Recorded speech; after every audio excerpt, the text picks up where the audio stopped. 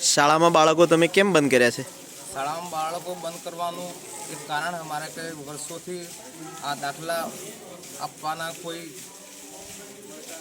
Report નથી, કોઈ એનું આયોજન નથી.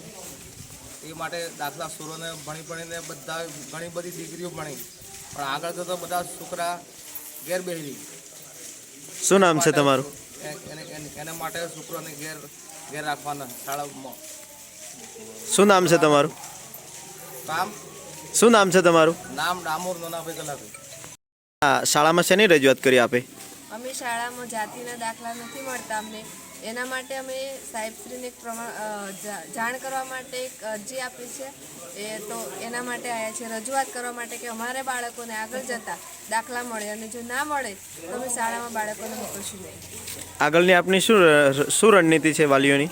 અમારી રણનીતિ એ છે કે જ્યાં સુધી સરકાર અમને દાખલા નહીં આપે ત્યાં સુધી અમે બાળકોને મોકલીશું નહીં. પહેલાં પણ અમે 27 દિવસનું આંદોલન કર્યું હતું, તેનો અમને અત્યાર સુધી કોઈ જવાબ મળ્યો નથી. અમને ખાલી 15 દિવસનો વાયદો કરી અને સરકારશ્રીએ છૂટી ગયા છે, અને ત્યાર પછી અમે અમારા બાળકો નિયમિત શાળાએ મોકલતા હતા. પણ આ વખતે જો સરકારશ્રી અમારા બાળકોને દાખલા નહીં આપે તો અમે 27 દિવસ શું 1 વર્ષ થાય તો પણ અમે શાળામાં બાળકોને મોકલશું નહીં. આપના બાળકોનું શિક્ષણ બગડે તેની આપને ચિંતા નથી?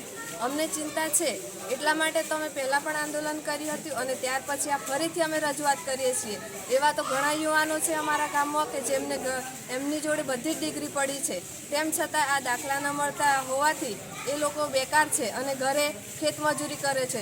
તો એના કરતાં અમે બાળકોને ભણાવીને અત્યારે ખર્ચો કરીએ, એના કરતાં અમે અત્યારથી જે લોકોને ઘરકામ છે, ખેતીવાડી છે શીખવીએ, અને દાખલા માટે અમે રજૂઆત જે કરીએ છીએ સંતોષાતી નથી, તો પછી એમને અત્યારે જ અમે બધું શીખવી દઈએ તો પછી નોકરીની આગળ ભણાવીને શું કરીએ? શું નામ છે આપનું? મારું નામ ડામોર જયશ્રી દેવી કાંતિલાલ છે.